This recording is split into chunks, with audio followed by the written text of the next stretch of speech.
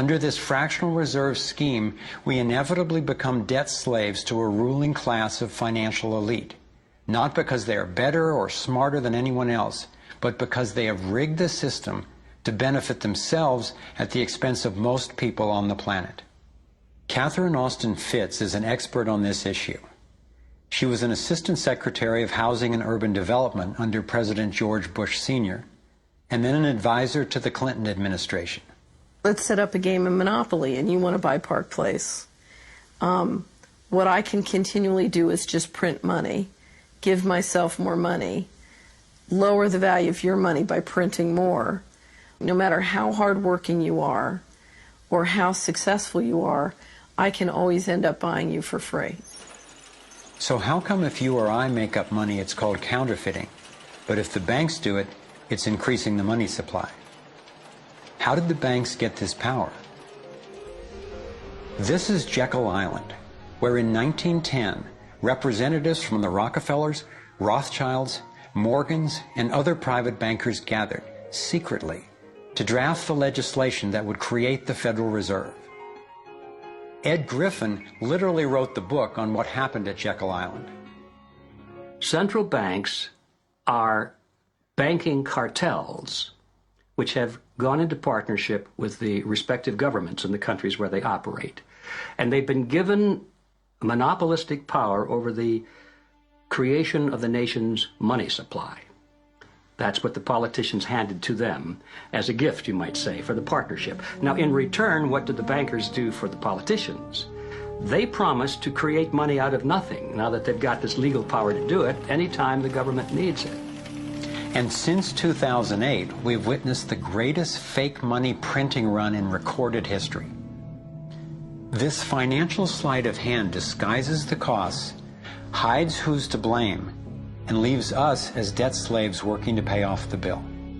I found it revealing that in the same year the Federal Reserve was founded, 1913, the Internal Revenue Service was also established. An income tax was then instigated so you and I would have to pay the politicians' debt plus interest to the bankers. The problem is we have a privately owned central bank system in the United States disguised as a government-owned system. Now, if you look in the telephone book here in the Washington, D.C. area, you look up for Federal Reserve in the blue government pages, it's not there.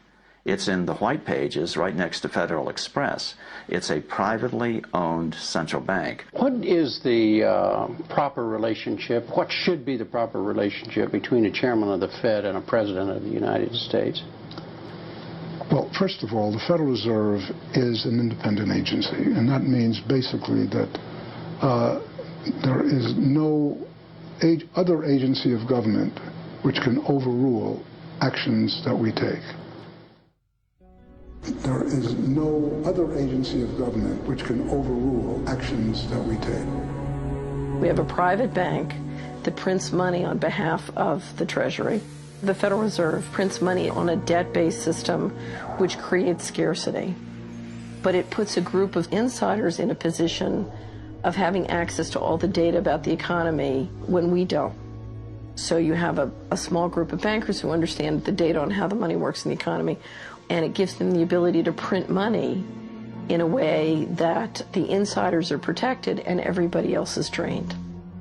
Catherine went on to compare a healthy economy to a vibrant torus, balanced, freely flowing, and energized throughout, in contrast to what's happening in our current economy. What you have is a system that's very dynamic, and it's trying to optimize. But intertwined in the core of it, you have a tapeworm.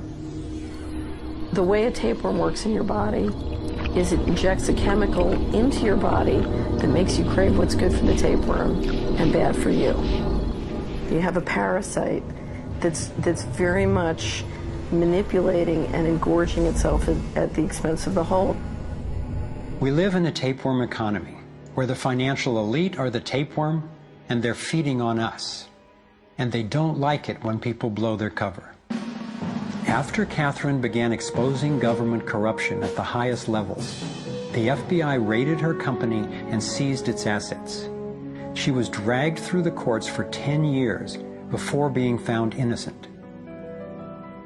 So we've got the Federal Reserve, a privately owned corporation with a monopoly on creating money, but with no accountability, backed up by a government with a monopoly on force. The country got sold on the Fed as an institution that would help stabilize the economy and remain independent of politics. But in fact, in close to a century of existence, the Federal Reserve has done just the opposite. Since they took charge, we've been robbed through inflation, and the purchasing power of the dollar has declined more than 96%. And the wealth gap makes it clear most of the money is going to a very few.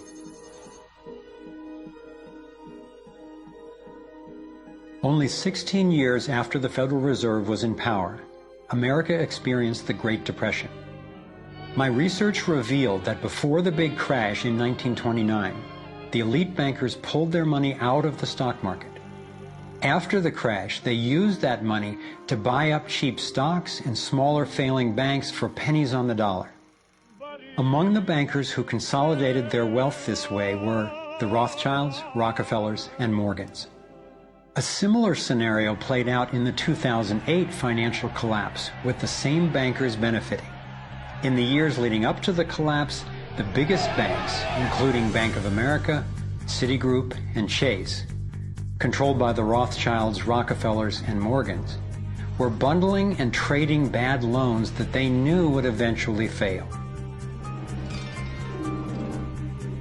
It's like putting rotten oranges in a box and selling them as grade AAA.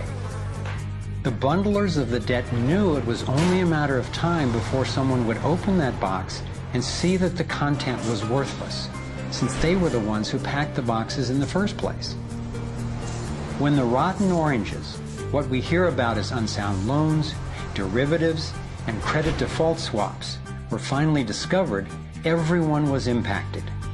People lost their homes, their jobs, their businesses, and their retirements. Meanwhile, the biggest banks who created the problem in the first place were the ones who got bailed out. Why's that? Why would the Federal Reserve give trillions to the banks, even though the majority of Americans were against bailing them out?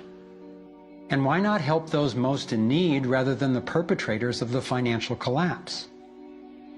My research led me to believe that the same people who created the Federal Reserve, the Rothschilds, the Rockefellers, and the Morgans, still control it, and they use this scheme to bail themselves out at our expense. Many of the banks created are still the most powerful lobby on Capitol Hill, and they, frankly, own the place. I'm convinced that the near collapse of the economy in 2008 resulted from an orchestrated pump-and-dump scheme designed and executed by the big bankers to consolidate wealth and power.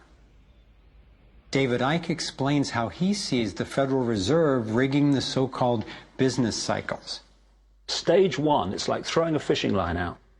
Stage one, you put lots of money, units of exchange, into circulation. You do this by pushing interest rates down, by making lots of loans.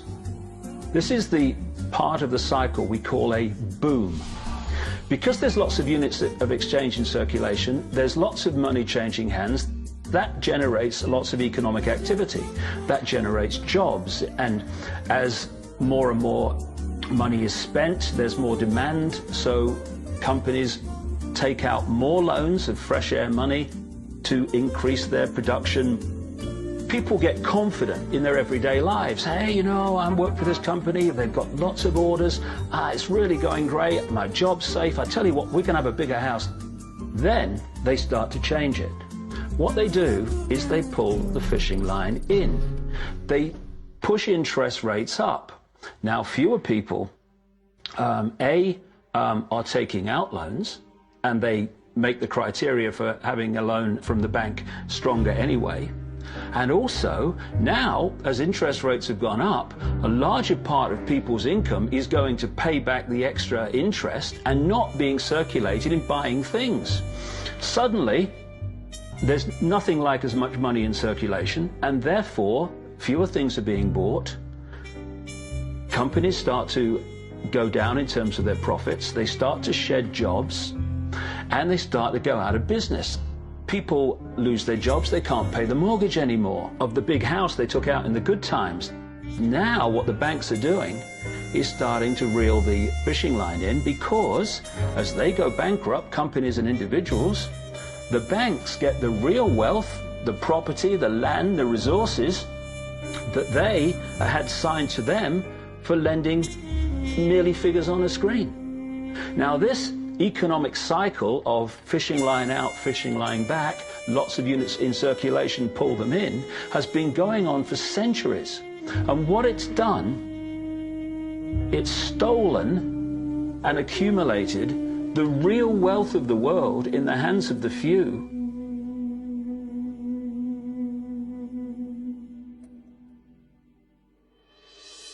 At the international level, central bankers use the World Bank and the International Monetary Fund to make more money while exploiting the resources of countries they lend to, bankrupting them in the process. The central bank of central banks is the Rothschild-created Bank for International Settlements. The elite are positioning themselves to control access to virtually everything we need to survive. No matter where you go in the world, the money is controlled by the banking system. They decide if people eat or if they don't eat. Who's a billionaire and who lives on less than $1 a day? He who controls the money controls the world, and a very few control the money.